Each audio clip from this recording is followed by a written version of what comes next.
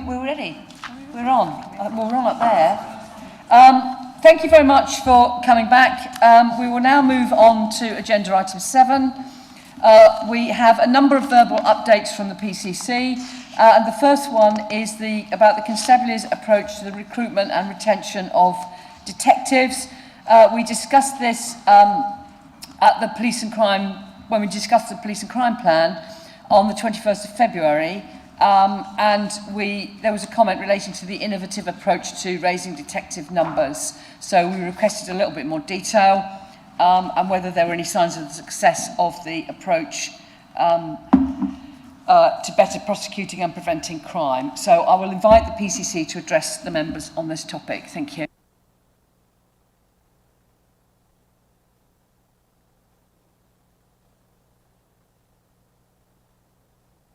Put the mic on, yeah, good, yeah, pardon, yeah. No, well, I think things are progressing well. I'm going to ask Fraser to comment in a couple of minutes, but it is a really important part of what we do. As everybody will know, a lot of people in the constabulary aren't actually detectives, but this is important for obviously getting correct prosecution, solving crime in reverse order. So back in, I think it was December of last year, we had a special initiative for a dedicated recruitment cohort, I think the word is, and I think we got just over 20 detectives recruited specifically designed for that. And Suffolk's been quite innovative doing that. Not many other constabularies have done that. Now, I'm not saying that's a net increase of 20 detectives, because obviously as people retire or leave, but nevertheless that did boost numbers. And that has got a real focus, because that's something we have said to the constabulary. What are you doing to make sure you improve that? They did have I think an incentivised scheme. I don't think they're doing that anymore now, but that did help going back a while in order to boost numbers, because for some reason, I'm not quite sure why, a lot of people joined the constabularies 2 or 3 years ago didn't want to be detectives, which I thought was very odd, because you'd have thought that would have been one of the reasons for joining, but don't ask me. So no, very supportive of these things, and I think one of the areas, there's still a long way to go, but at long last, the detection rate for serious sexual offences is now starting to move markedly in the right direction. But please remember, of course, it does take 2 to 3 years to train detectives, so just getting them doesn't mean you're going to see an instant result. But I think there's some further good news, Fraser, for what's about to happen. Absolutely, and yeah, we've got some recent information through about kind of things coming in the pipeline in terms of recruitment for detectives as well. We've been informed that 18 detectives are due to start in February next year as well. There are also 42 other applicants in process as well. So it's just just showing some further success around that. And as the PCC has said as well, particularly with the rape and serious sexual offences as well, and the detection rate, but the solved rates of that has almost doubled in the last 12 months as well, gone up to 9.4% most recently compared to 5.3% recently. So yeah, positive things, of course, more to do still, but yeah, that's just some recent information we've been given. And just to add to that, of course, detection now with the change in the pattern of crime, particularly, goodness knows how much is done online, and so on. That's very important. We improve the capability there. So that is also, well, it's being addressed already. I was not waiting to do that, but I just wanted to emphasise with that and with fraud, and we're doing more on prevention. There is this initiative jointly with Trading Standards that we put half the cash in as a day for extra capacity there. So that's important. And the reason I mention that, Sarah, is because, of course, the lessons learned from to solve fraud cases, which, as I said earlier, we've really got to step up in this country. That's a national issue. That can be then used to actually do much more on fraud prevention. And as I said earlier, once again, this issue about cyber security, that's really important that we do a lot more on that for individuals and businesses and other organisations. So I think we'll hopefully be in a very good place soon, but there is a lot of effort being put into that. Okay. Thank you. Do any members have any questions on this topic of recruitment and retention? Simon? Thank you, Madam Chairman. It was just really around the representation of those new detectives. Do we have a broad across all our communities? representation. We did discuss, and I know Councillor Chester raised around kind of inspector and above the levels of those from diverse communities, BME background, for example. Do you have any breakdown on that to see whether we are reaching a broad and diverse range within detection? We can get it, can't we? Yeah, and it was also just say in terms of, I don't know, coming on to the police race action plan and the progress of that for the next item as well. But yeah, one of the focuses that's been on that has been on building a representative workforce as well. Don't have exact breakdown of figures at the moment, but certainly under the new kind of programme, which was shaped in consultation with the PrAP panel as well. That has been designed to address the representation issue as well. It's proved, the information that we've got recently, it's proved to be attractive. The first two intakes have shown strong improvement in this area, but that will be further evaluated. So we'll have to come back for exact figures on that, but yeah, progress is being made. Thank you for that. I wonder if, Madam Chairman, if we could look for a recommendation around that about just a written update on the levels of and actually the net increase, because I think, as the Commissioner said there around levers, if 21 left and you had 20 in, then actually not so positive. I think that would be useful. If we can have some more detailed breakdown, I mean, that could just be a written, if you can let us know outside the meeting about those numbers of ethnic groups or underrepresented groups, and the fact that you got your 20 in and have they all stayed, that'll be handy. Thank you. Another point on that one, Sarah, we've asked the constabulary, they do have exit interviews. Well, I think they need to step up the game a bit more on that, because getting that understanding of why people leave, move on. I suppose gone are the days where people join and stay for 30 years and not do anything else. It's far more fluid. And actually you do also get some who left and then come back after a few years. So we do need to understand what the reasons are and then what can be done to try and improve it without obviously lowering standards. That's very important as well. But that's information that would be very useful, which obviously be very happy to share with you all. But so if you can get that information and send it to us, and we can just send it around the panel, I think. Are there any further questions on that update? If not, then we'll move on to item number 8, which is a verbal update about the actions being taken by the constabulary as a result of the recommendation within the police race action plan.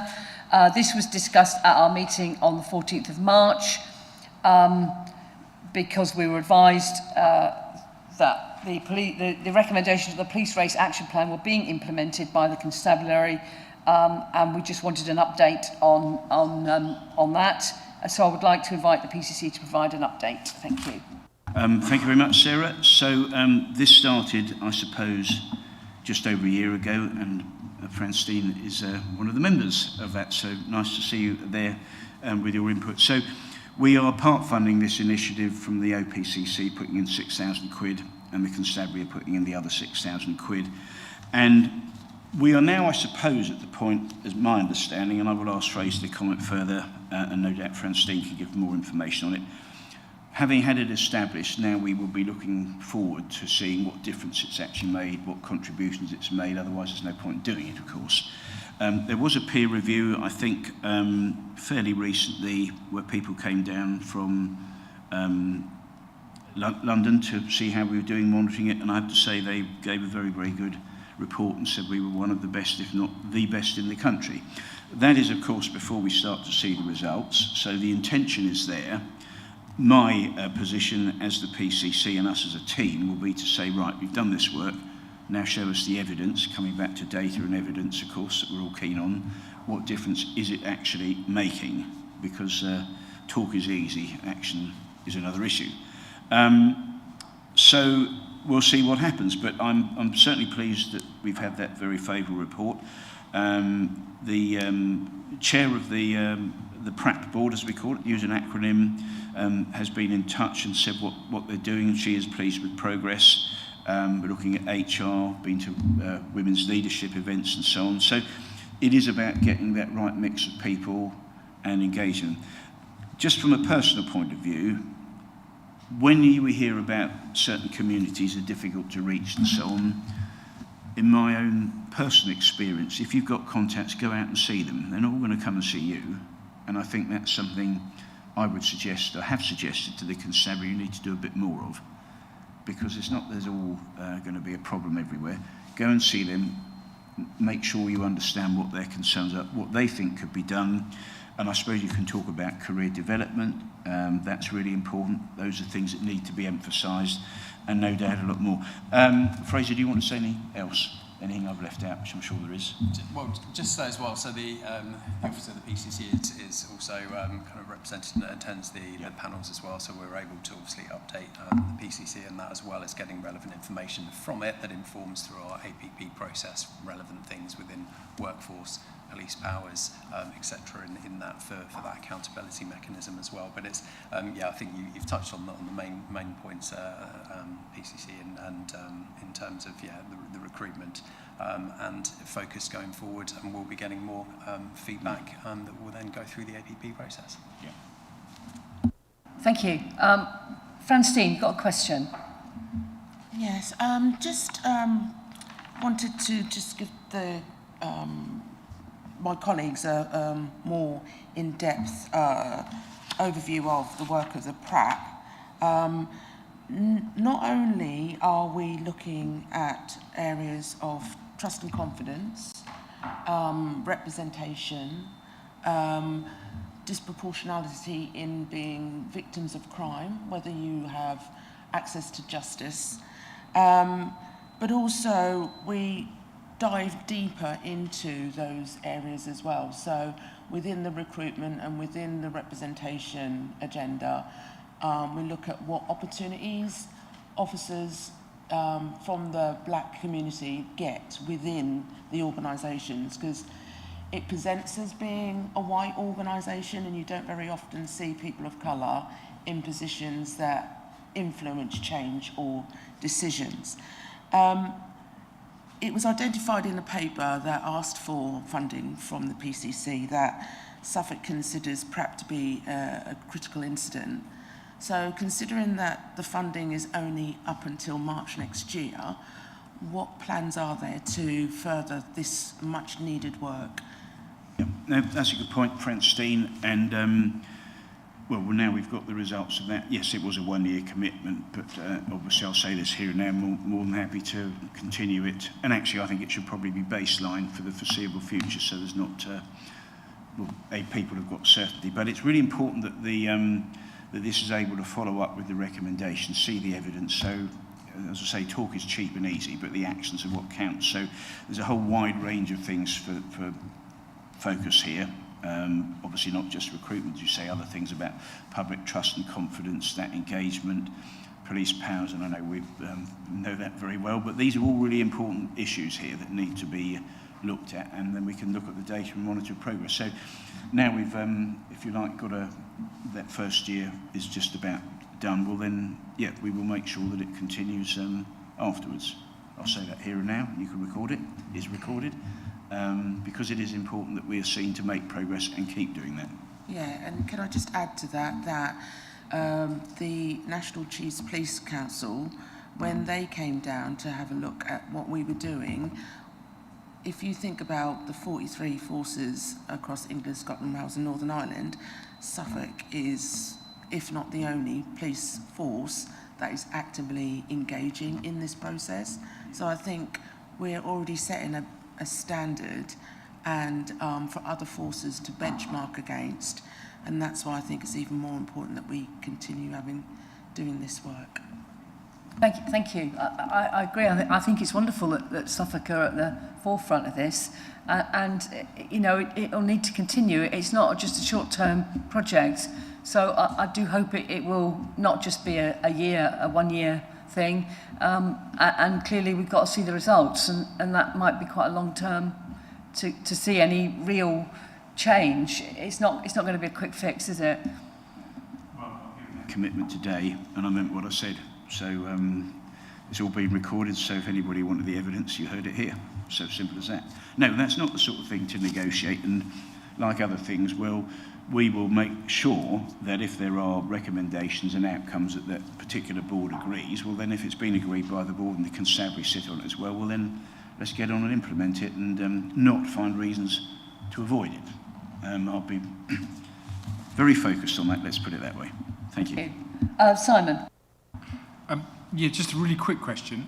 How are you updated on it? Because I couldn't see anywhere on your website, and that's not saying that's the be-all and end-all, but or in any APP papers around the race action plan. I know it's separate to that, so it's a separate group. I just couldn't see, you know, there was a report back to yourself as the commissioner to say this is what it achieved. I know Fraser mentioned that one of the OPCC sit on there.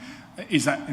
I just think it would be nice for the public to see as well. So maybe if you could put something out, a report that says you know, this is what you've had back from the committee and this is what you're doing about it. Because I couldn't find it. I couldn't personally find it anyway. That might just be me. Well, the reason you couldn't find it because it isn't there, because it's only going. No, well, it's only got going, and I actually had some recommendations from Angelina, a summary that came through, I don't know, yesterday or the day before. But now we've got there, now that will be part. It has been mentioned, but not as a specific item in APP papers. But now we've got the, if you like, the meat in the sandwich here, right? Now we can include that going forward. So this is what was recommended. You, constabulary leaders, you agree to it. Now let's see the data. So that will be incorporated. It's just taken time, I suppose, to assemble all the different thoughts. There is quite a lot in there. So now we'll see what happens. All right, so that will be certainly something going forward, but that's why I couldn't find it, because it wasn't there. Thank you. Any further questions on this item? If not, then thank you very much for that, Tim. And we'll move on to item 9. A verbal update from the PCC about working with the County Council's Violence Against Women and Girls Champion. At the panel's 14th of March meeting, one member referred to an appointment by Suffolk County Council of a Violence Against Women and Girls Champion for the county to liaise with other services. The PCC agreed that once he had been contacted by the County Council, he would bring information to the panel regarding how he and partners, including the Suffolk County Council VAWG champion, were dealing with VAWG and other types of domestic violence. So I would like to invite the PCC to provide an update to members on this topic. Thank you. Thank you, Sarah. Well, the report from the County Council and the formal link is imminent. It hasn't actually happened yet because that was at the end of September, and so we're only just into October now. But no, I do, this is discussed regularly at the Safer Stronger Communities Board and on occasion at Health and Wellbeing Board. But it is, as I've probably hinted at earlier, one of the main things that we've been doing, I think, ever since I started in this game, because it affects so many different people, young and old, different genders, and it is such an important issue. There's still a heck of a lot to do. It has progressed well, but I think over the last years, it's the range of work being done has really expanded. And there is that long-term commitment, as I was saying earlier, to the various charities and voluntary groups that we work with in order to get things going and make sure it's maintained at a very top level. I do have regular discussions with Councillor Bobby Bennett, and that's very helpful. And pointing out that the Domestic Abuse Champions Network, which started not so long ago, has now got, I think, over 1,500 people signed up right across the county, not just in the public sector, but the voluntary and private sector as well, which is really good. And for us, the rapid video response, new technology there, which particularly focuses on domestic violence and abuse, is very, very helpful. The training has come up, and we've spoken to the senior officer to make sure that the training for officers involved in this is updated on a regular basis. It is integrated fully into the syllabus for new recruits. And I don't think there's much more to add to that, apart from the fact it's really, really important, and as long as we're here, that will have the priority it needs. I mentioned about the difficulties for reductions in victims' funding, which is very unhelpful, but we will find a way through that, even if we have to lever funding in from other things. But of course, there's an opportunity cost there. And all I would reiterate to people is that if you are a victim or know somebody as a victim, please look out for them. Please get them to report it. And once again, if there are any difficulties and you're not getting the help you need from the constabulary, I've got a case at the moment that I'm dealing with, then we can take it forward. It is part of our responsibility to make sure victims are looked after properly, and that's about everybody. So I think it's good progress, but my goodness me, it's a huge challenge, as I said earlier, with over 9,000 recorded cases each year. It's one of the biggest categories of crime that the constabulary has to deal with each year. So there we are. Thank you. Has any panel member got any questions about that item? Thank you for that, and I hope that when you do start working with the champion, that it, you know, that is going to help. You know, if it's only just been actually formally ratified, then there probably isn't much change yet. But hopefully, if we've got a champion on the county council, that will help. You know, it is a big item, so hopefully that will you know, you can work with them and help even more. Yeah, because just say that's of course got to be a two-way process. All responsible authorities, it's incumbent on them. We've also got good relations with the health people, so those IDVAs perhaps in A&E when you've got serious violence and injury, that's really important that A, the victims are looked after, but also the perpetrators dealt with. The perpetrator programme is ongoing. That's really important. And, I mentioned earlier, didn't I, we gave a grant for victims for Suffolk Mind. Went over to visit them, I think it was last year, but just to reiterate, of the 70 or so people that have been supported by Suffolk Mind, you know, 3/4 of them were victims, female victims of domestic violence or serious sexual offences. And that's because the statutory services either haven't got the capacity or not dealing with it, which I thought was pretty shocking. So we can't solve everything, but we can help. But that's another thing that, when we talk about this later, you might be able to, as a panel, put your shoulder to the wheel and encourage other agencies to do a lot more about it, because it's a really important issue. Thank you. So if we've got no questions on that, I will move to item number 10, a verbal update from the PCC on progress with the renewal of the PCC's website. The panel scheduled a review of the PCC's new website for March 2026 meeting, and I would like to invite the PCC to provide a verbal update on the progress and the timing about the new website. Thank you. Well, thank you, Sarah. As I'm not a technological wizard, I'm going to pass this over to Sandra to deal with that, because she's got the wand. I've been described as some things in my time, but that's a new one on me. The website, as we have updated you on a regular basis, we've tried to keep you up to date. We are almost ready. We now are just in that timing where we're doing the penetration testing, otherwise known as pen testing, and that's been done by our information security officer at the constabulary. I can assure you, it's looking good. I'm hoping it will do everything that we've set it out to do. It will be a living document, so we can change. But what I want to do is just get it live as quickly as we can. There's a lot to transfer from the old site to the new site. Unlike many websites, for example, you know, Marks and Spencer's, if they're having a new website, they don't go back to the winter season from 1960. But unfortunately, we do have to go back to November 2012. So we are, because our website, it's really important that it's seen as a governance vehicle, and that everything that we've all the decisions we've made will be carried across. So there is a lot of work. It is quite complicated. Thankfully, I'm not responsible for it. We have got a company in to do it, who, as we've said before, are really the experts in the accessibility area, which is where the current website has fallen down.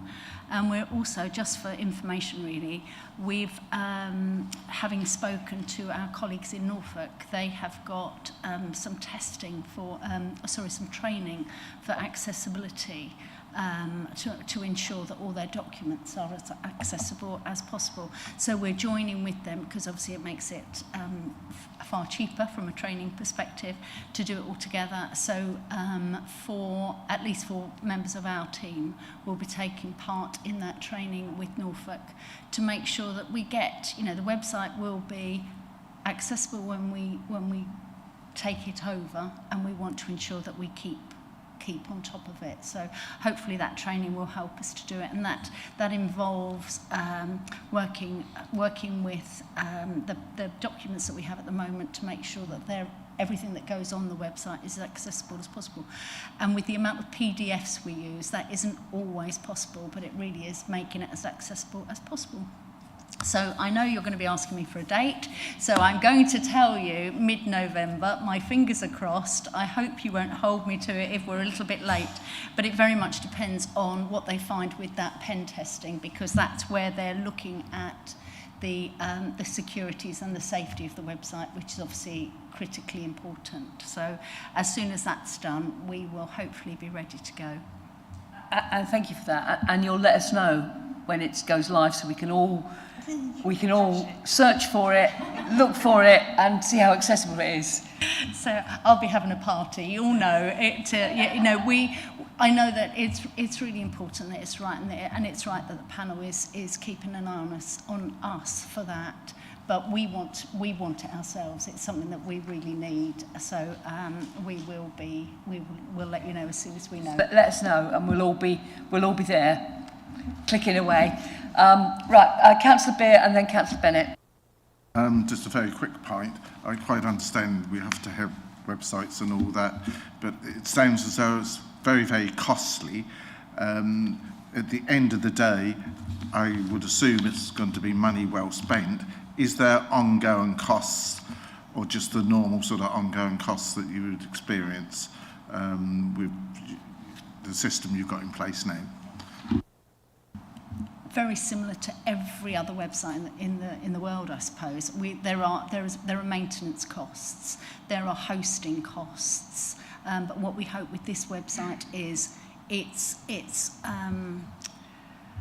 it'll be easier for the team to make changes, which our current website doesn't. We have to get somebody in to do it. So it will be far more, it will just be easier for us to deal with. And that wasn't because we didn't have the expertise. It's because actually it isn't that difficult. It's just that the system didn't allow us to alter quite a lot of the stuff that's on the website, and that will change, and that will mean that the cost will be within the team, rather than a maintenance cost from asking other agencies to do work for us. That all sounds very good, Madam Chairman. The only thing I've ever found that when they tell me something is very easy, to me it's not, but I accept that I'm not geared up to this IT like a lot of people are, so I'm sure it will be quite successful. Thank you. Yeah, for you and your team to be able to make the changes to keep it up to date, if you could do that in-house, it's got to be more cost-effective than farming it out to an outside agency. So anyway, Councillor Bennett has got a question or a query. Yeah, thank you. I think that's vital, not just for cost, but because it will mean that the website will be alive. You will be able to put new stuff on there, and that is something that was a key question I was going to ask, actually. Will the new website allow that in-house updating? So I've just been looking at the current website, which is looking better than it was, definitely. So, for example, you've got in the calendar, so there's a good and a bad that I've seen. On news at the moment, you've got news that was published yesterday about meeting with other agencies or something. Tim was there, and it looks like you've had updates there every month for the last few months, which is really good. And you'll be able to do that much more easily, so potentially every week or something, it'll be much more alive. Not so good was that this meeting in your calendar at the moment, you don't have this meeting happening as a public meeting that's available. But as this current website is only around for another month or so, maybe that's not such an issue, but keeping the calendar up to date, keeping your news up to date, and then also I wanted to ask, will your social media, because I know there was any social media that happens or might happen in the future in terms of public engagement, and this isn't just, all of this isn't a nice to have. I mean, we sort of joke about IT, But this is, in the 21st century, this is absolutely key to what the role of the PCC is. This is your public engagement right here, and people need it, expect it. It's not a nice to have. So I'm really pleased that it's being taken seriously, and it sounds like it's been done well. So the links between social media potentially and the site, so you can get, if you publish something on Instagram, for example, it can immediately appear on the website. That's a good thing to do. And I wanted to ask whether public reporting, the sort of correspondence that we were referring to earlier, emails and letters, will this website have the functionality to allow people to report via the website? I would hope it will. Felixstowe's Charities Network has recently put a new website up, and people can update that way. So that's probably my my key question as such. The new system is much more automated. So when we add something, it will appear in various places where at the moment we have to do it manually. So that really will hopefully remedy some of the issues where things are not carried right the way across. So it should be more consistent. I might have been a bit hasty when I said easy. I think it's just more. I think it's just more manageable. I really do think there's so much more of it will be automated. So if you put an event in, it will be an event. It will also be It will be in various places. The accountability, for example, we can publish the papers, but that will also go into the events. So if you go into the events, the papers will be there. So it's much more intuitive, I think, which we haven't got at the moment. We literally have to think of every single step, and it's exhausting, to be honest. But hopefully this will be much more, because it's more automated, we won't have those inconsistencies which we have. We know ourselves we have those. So there's nothing in the website that is in the current website that's a surprise to us. We have to work hard to keep it stable. So that's that one. The contact, there will be an opportunity for people to contact us via the website. There is now. I think it will just be more obvious. And we do get information. People do fill stuff in from the contact us at the moment. So that is there. It's just maybe not as obvious as it could be, but it is that.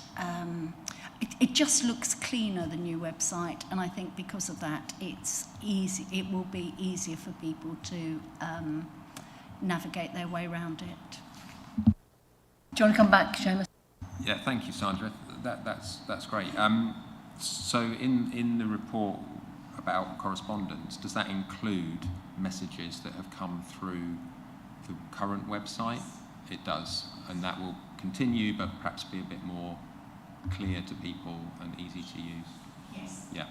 Yes. That's yeah. fine.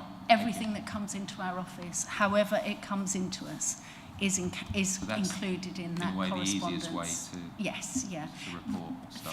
Fewer people use the website than just come through as an email, and it would be interesting to see whether that changes when the website is more user friendly. Mm-hmm. Thank you. Thank you. I was going to ask about the number of hits the website. I mean, do you currently have data for the number of whatever it is hits you get on a website?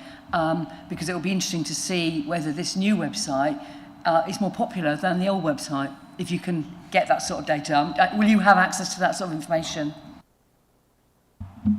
Yes, we do. And we can look at the comparisons. And I've just realised I didn't answer one part of Councillor Bennett's question, which was about the social media. And again, that will be automatically linked to the website, which we had to take off of the current website because it just was, it was causing technical problems. Thank you for that. We're all looking forward to mid-November. And you're right, it'll be like a party. We'll all be there, clicking away at home. Well, perhaps, Sarah, we could have a launch, seeing how wonderful it is. Pyrotechnic launch on November the 5th and send it in the email. It's a bit early. Was it a bit early? All right, thank you for that. We'll move on to item number 11, another verbal update from the PCC about estates. So at our July meeting, a member asked when a decision will be made on the future of Sudbury Fire and Police Station. The PCC offered to provide a verbal update on the current estate matters at today's meeting, so I would like to invite the PCC to address the panel on this matter. Thank you. Right, so we are at the start of a major full-fledged review that was part of our police and crime plan of the whole estate, every building, and the estate for this purpose also includes the fleet and things like that. And this will be a real opportunity to make sure we've got the right buildings and facilities in the right place with the right response capability, anticipating the growth in population of Suffolk, which, as we all know, wherever you go, there seems to be a building site, goodness knows where, very few places, perhaps at the St Elmams where there isn't any up there, but if people know where they are, you can get lost up there. But that is a serious point, and I've said to the Constabulary, we need to know what you're thinking as well as what we're thinking for the next 25, 30 years. Long-term planning, the option to share estate and facilities with other public sector bodies. Well, actually, it doesn't have to be just public sector bodies. It don't really mind who it is, if it works. If you look at concepts like we've had over at Milton Hall a few years ago with a shared, I don't know, was it 6 or 7 public sector bodies there? That's sensible. So that's it. There's the operational element there, but it is also about making sure that the estate minimises its impact environmentally. So that is looking about carbon footprint, but it's also making sure you do it in a pragmatic way. In this part of the country, very dry area, water resources might not be huge, but we've all got to do our bit for that. And I think when it comes to the fleet, one of the big challenges there is what do you use if you are... There are opportunities to go to electric vehicles, some of it, but I don't think at this stage we could do that for everything.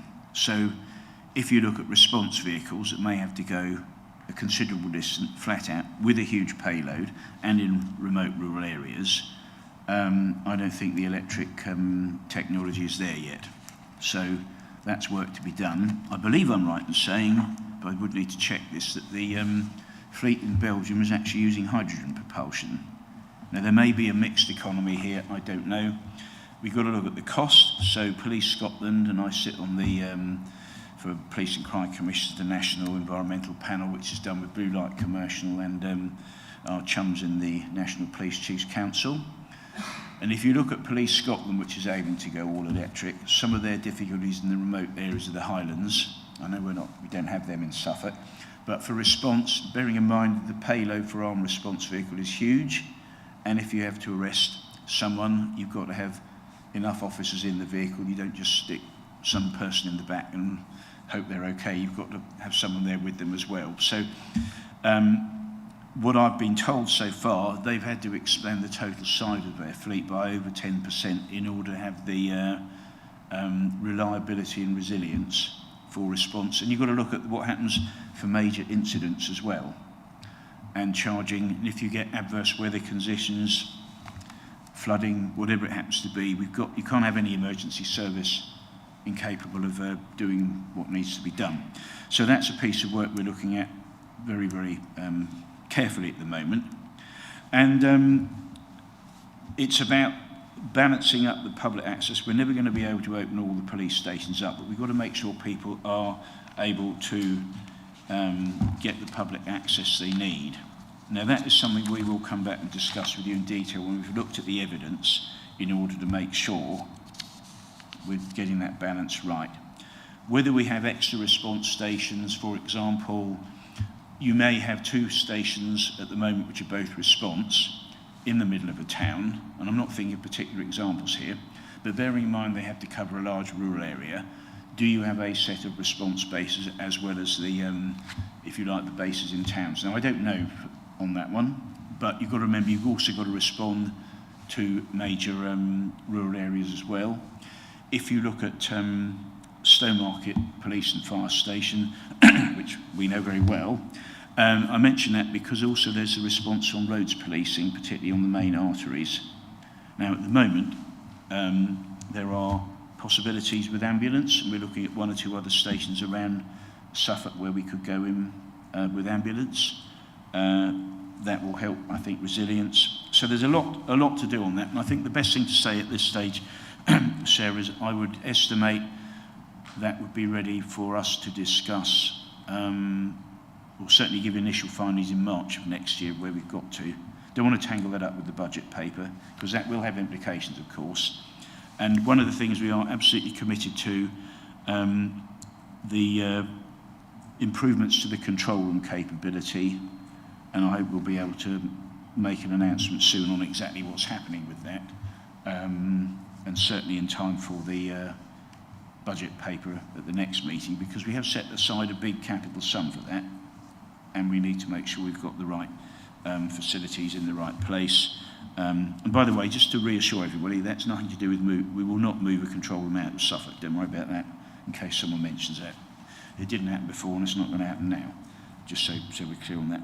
And then the other area to look at, which loosely falls under the estate, but is very significant, and that is the supply chain. You might say it's not a perfect fit, and it isn't. But the reason I mention that is because, A, I think when it comes to procurement, we should do a damn sight more to support UK PLC and the local economy. It's taxpayers' money. And you can do that perfectly legitimately through social value and so on. But the other interesting point here is that it's all very well thinking we're outsourcing stuff to places like China and being all virtuous about carbon footprint, but we're not, because actually you're making it worse. And the biggest contributor to constabularies, talking about the whole of England and Wales carbon footprint, is actually the supply chain. Now, I need to look at that evidence. There's some research done, I think it was at Plymouth University, quite a comprehensive report. I'll be interested to study that, and that will be incorporated into what we do for our estate strategy. And getting that balance between all these different factors is going to be quite a challenge, but I hope we'll be able to come up at least with a comprehensive draft by next March, because it will be an important document, and then you will be able to look at it and comment accordingly. We actually welcome your input on that. So that's a bit of a brief gallop through, but there are lots of facets to it. But I just want to assure you we are looking at that very, very carefully indeed. So I think in there was an offer that you're going to come back in March and give us a more detailed update. And I think the question at our July meeting did relate specifically to Sudbury. So are you able to give us any more information about Sudbury today, or will I have to wait till March? It will be that, Haverhill, the other big stations. What is the best solution that we've got moving forward for response, local trust and confidence, and so on. And I can't say any more than that, because we've got to discuss the results, and that would include what is or is not done on public access. I think it's unlikely.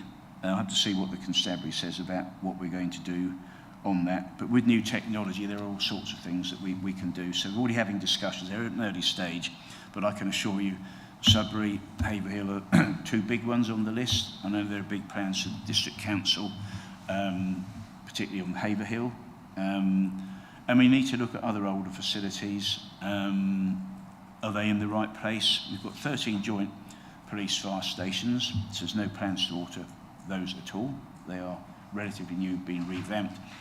But the other places, well, are there opportunities to realise more funding? So I don't know if that's in the decision paper, but we have sold for a good price the facility in Ipswich and Museum Street.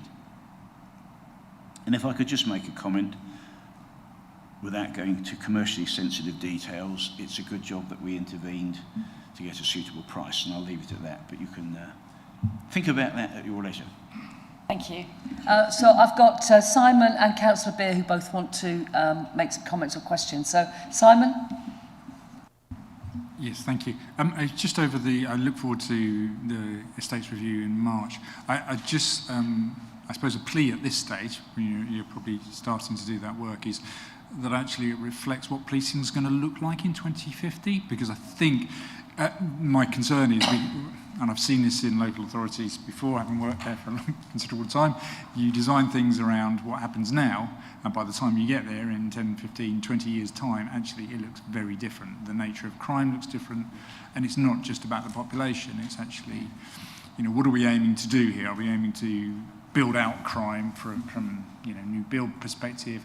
Are we looking to use some greater technology? We've got the right care, the video. Straight away that says to me, actually, what does policing look like in 25 years' time? That then starts to feed into what estates, what facilities do I need, what workforce do I need? It's that whole strategy piece, isn't it? So I'm hoping that will come kind of hand in hand with that estates review, because I think that's key. Otherwise, we'll just be building stuff.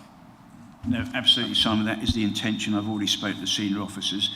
You're the guys who say you're the professionals. What do you think it's going to look like in 25 years' time?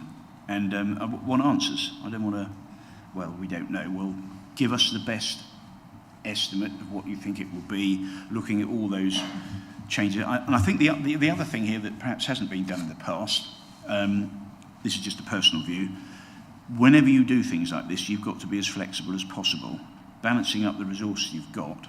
What is it likely to be? Clearly, you're going to need that response, and that's why it might sound a bit radical. You can't have response at every single police station, but actually what is it that you need?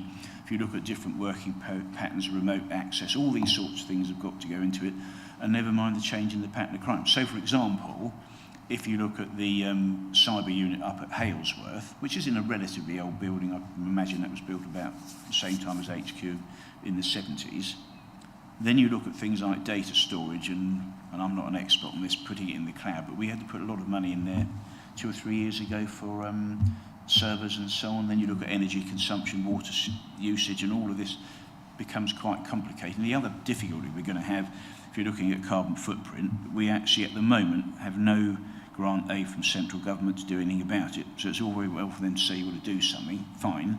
Well, if you're giving other public bodies money to do it, what about us? That's another lobbying point. These things do cost money, and then if you set the balance of what you're trying to do there, well, actually we want response to do this, that and the other. Well, how do you put the whole lot together? So that's why I do favour, if we can, in certain places, the Milton Hall Hub is a good example where you can co-locate with other things that lowers cost.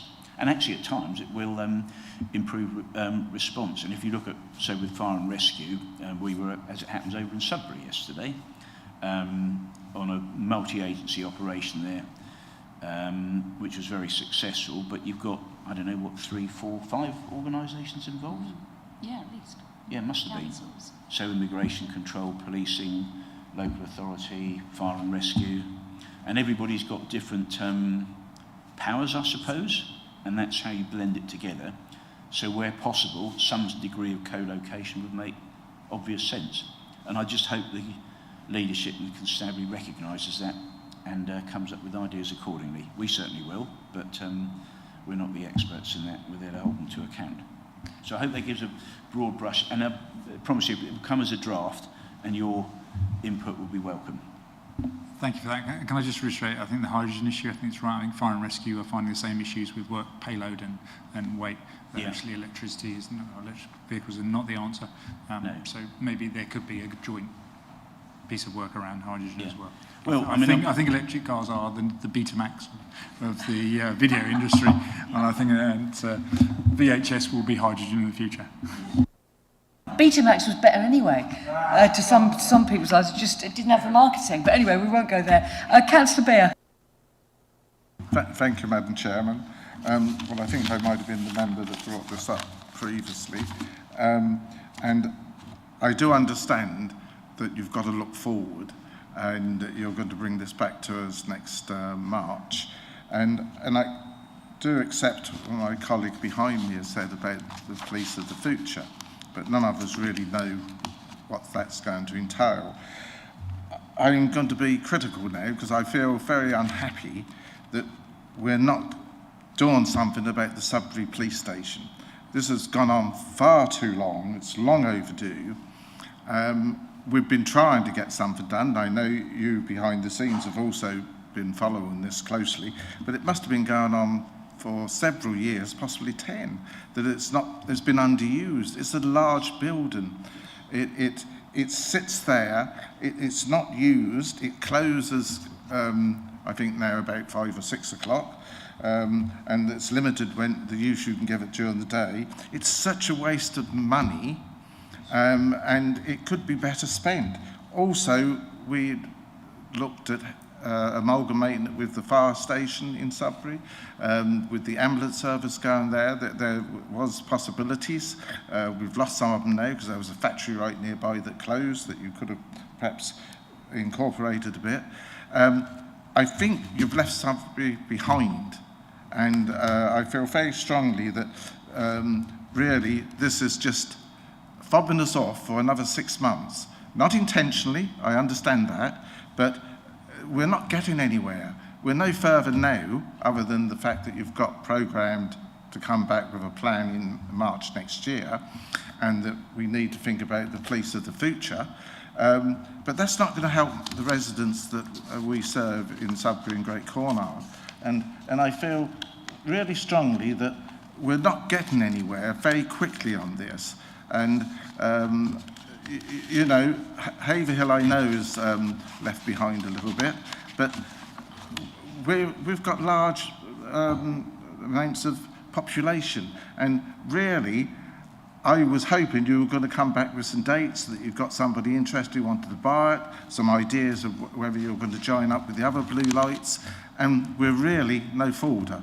And I'm sorry to have to say it, I'm terribly disappointed. Thank you. So we are actually moving further forward. I think the best thing, I can't go into commercial details in public. I'll have a separate chat with you. It has been valued. It is on the list. And we're also looking very carefully at what could be got at various other sites, seal money, 106 agreements. So there has been quite a lot done on that actually, Peter. But that's not the point. Is it's if I just say that in public, then everybody thinks it's happened tomorrow. So I can't say any more now, but I'm happy to give you a separate briefing, an up-to-date one. That's not about me concealing things. It's nothing to do with that. It is, of course, done that again, look. Still use the response base. That's why we were there yesterday. And that is actually a 24/7 response base. I know that's a different issue, but it is there. And yes, I do agree. It is, I've said it before, it is bigger than it needs to be. It was disappointing for me a few years ago that it couldn't be included in the fire and rescue and police site, because the fire station, I think in Sudbury's done under a PFI initiative, and that caused huge problems, and the site wasn't big enough. And damnation to all those who got this ghastly PFI initiative done. I'm not criticising anybody in this room. It costs an absolute fortune, and it is not acceptable. And I know that from our custody suites. The actual cost of that, if you borrowed it under the Public Works Loan Board, I would estimate would have been about 60 million quid, including repayments and so on. PFI was nearly double that. It's a terrible waste of taxpayers' money. So going into that there, that's why we're actively looking for a new site as we speak. Various things have come up, and there have been negotiations on 106 agreements with developers and seal money. And I know they've been in touch with, is it Christine Thurlow still at Baber on that? So things are happening, but I daren't say any more than that, otherwise I shall get told off. But things are happening. Yeah, we understand your frustration, Peter. It is definitely on the list. And we're really hoping that we get some progress on that. Yes. Councillor Smith. Thank you. Correct me if I'm wrong. Previously, you said to me that Haverhill Police Station was no danger of it closing. The fact that you have an audit of the whole estate doesn't exactly fill me with confidence. Can you assure me that Haverhill, fourth biggest town in Suffolk, is not going to be losing its police station? Yes. Nice simple answer. Categorical, yes. Yeah, thank you. And presumably Haverhill will be part of the briefing we get in March. So we'll hopefully get more details then. Yeah, and Sudbury, yeah. Right, if there are no further questions on that agenda item, we'll now move to agenda item 13, which is the information bulletin. Sorry, number 12. Sorry. Oh, sorry, I missed out 12. Oh, sorry, 12. Sorry. Item number 12, recent decisions of the Police and Crime Commissioner. We've got a paper on page 69 summarising the decisions taken by the PCC since our July 2025 meeting up to the publication of the agenda. Are there any comments members wish to make or questions to the PCC concerning those decisions? So anyone got any comments? Councillor Chester. Thank you, Chair. Page 71, Appendix A, third item down, number 26. PC approval for contract variation to meet increased national insurance contributions within the Suffolk Independent Domestic Advisor. Is contributing towards national insurance contributions a function of the Police and Crime Commissioner, and is it an ongoing and relied upon revenue source? Thank you. If it depends where we get to at the end of the year, but if necessary, some of our commissioning reserve will be used to support it. So that's how it will work. Yeah. So it's that's not a problem. They are meeting some of the costs head on. When we've finalised it, we're happy to make an extra contribution accordingly, because we can't afford for that service to decline. But that's a classic example of what I was talking about earlier, the difficulty that a lot of charities have been put into because of the change, not just the minimum wage, but national insurance thresholds and charges. Thank you. Any further questions? Can I just ask, I know we have a list of confidential decisions and they're confidential, but you've got one there about police efficiency and collaboration, about National Energy Initiative. Can I just ask why that is confidential? Because presumably that's about energy efficiency, is it?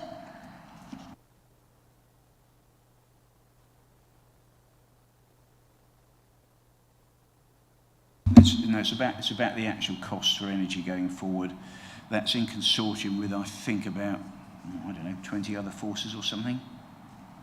But I can't go into the financial, well, I actually can't remember exactly what they are. But it's these longer term contracts are all very well, and it's a judgment call, and you listen to all these expert forecasters, and one of the problems you've got there, are their forecasts accurate? Vis-a-vis the Bank of England, the OBR and others. But because lots and lots of others did join in, it would appear on balance it will be a favourable price. And I honestly can't remember exactly what it is, but that's why it's called confidential. But the other thing is it does provide certainty of what the actual price will be. But that therein lies the issue. Well, what do you think is going to happen? If you look at some forecasts, for example, one I saw the other day, the price of gas is expected to fall a lot because consumption is going to go down considerably. That's nationally. But then who would have predicted what happened when that mad thug Putin invaded Ukraine, etc.? And you can't really forecast things like that. So very difficult. A personal view I have is if you are looking at long-term purchasing of any commodity, and this is a commodity on the futures market, do you put all your eggs in one basket, or you do 50% or not? I'll leave that thought hanging. But that's what it's about. Thank you. Any further questions on the recent decisions?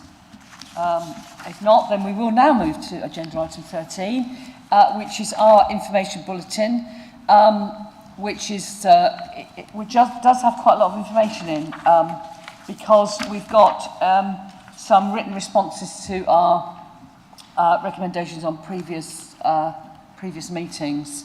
So if there are any matters arising from the information bulletin that warrant specific scrutiny, can you please suggest these when we discuss the forward work programme at our next agenda item? But if there are any comments members wish to make about our information bulletin, Simon? Yeah, thank you, Madam Chairman. It was just on page 75, and you kindly agreed to give a 6-monthly response around the performance framework and the page 4 objectives within that framework. You responded to theme 1, but not themes 2 and 3 of the performance framework. I just wondered, are you planning to come to future meetings or update us with kind of the progress against those 2 as well? So it's page 75 of the pack.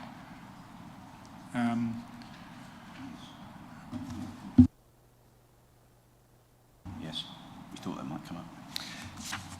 Yeah, just in terms, so in response of that, all the themes obviously through the annual reports, which have been included in the annual report today and future annual reports, obviously contain future updates on all the themes within the plan. We were just providing some even additional information here on specific metrics, which we can do more, on this 6 monthly basis for theme 1. So it wasn't that we weren't doing all 3, but we were, as part of the recommendation, providing updates on all themes in the annual report, and then we gave further information on particular ones that came into theme 1 that we can do more regularly, and with some benchmarking figures like the crime survey and where we are, etc., and recorded crime in ONS. So that's why it was just additional on theme 1, and then the other themes in annual reports and going forward.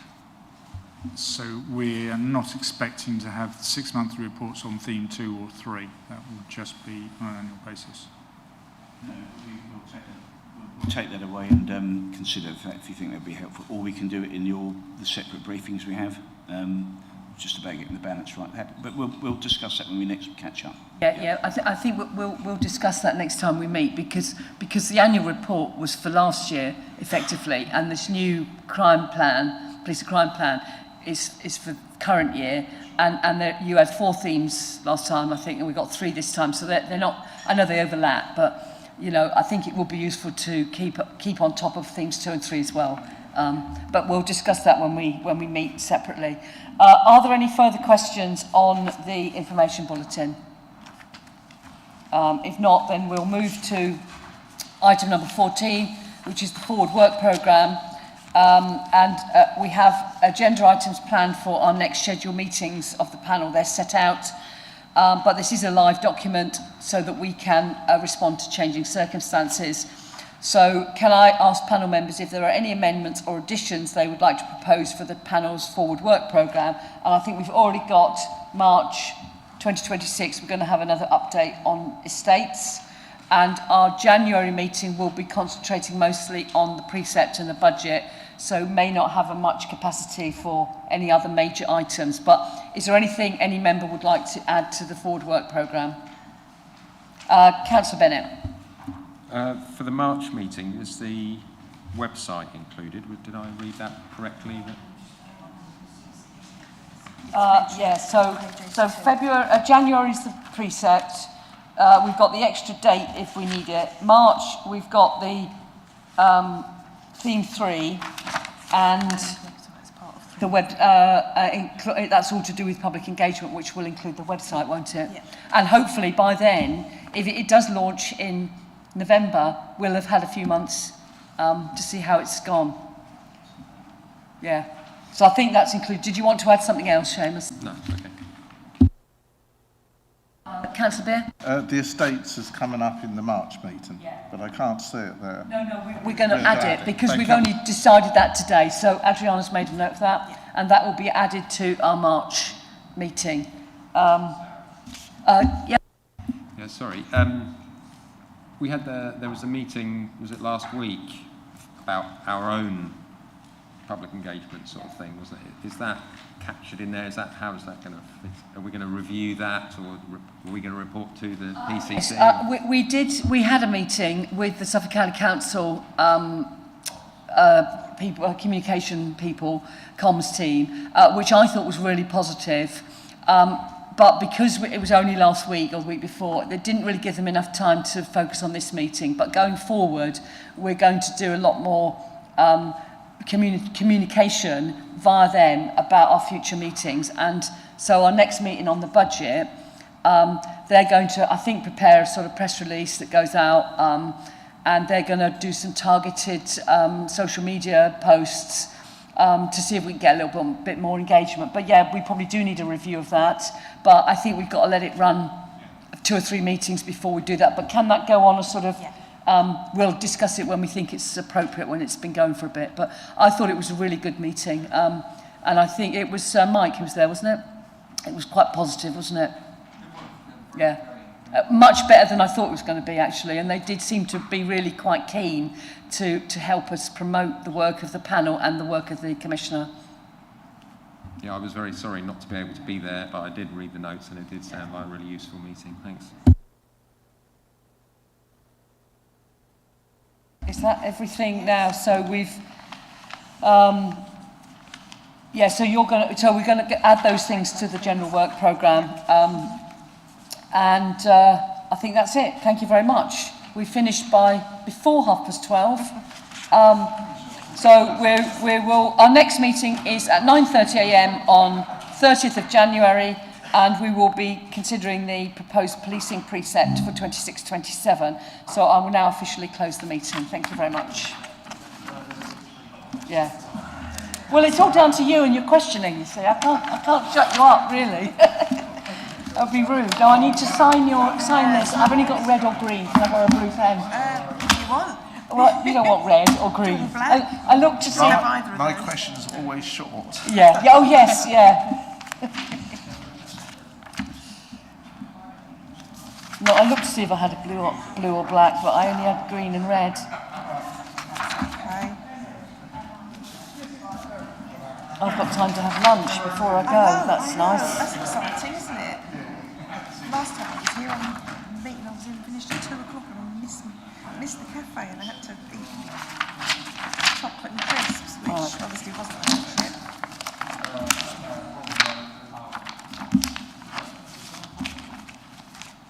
Thank you. And you can take all those away as well. Yes, I don't need to take them with me. That's your pen. Thank you. Have you got a sore leg? You keep rubbing your leg? No, I just... No.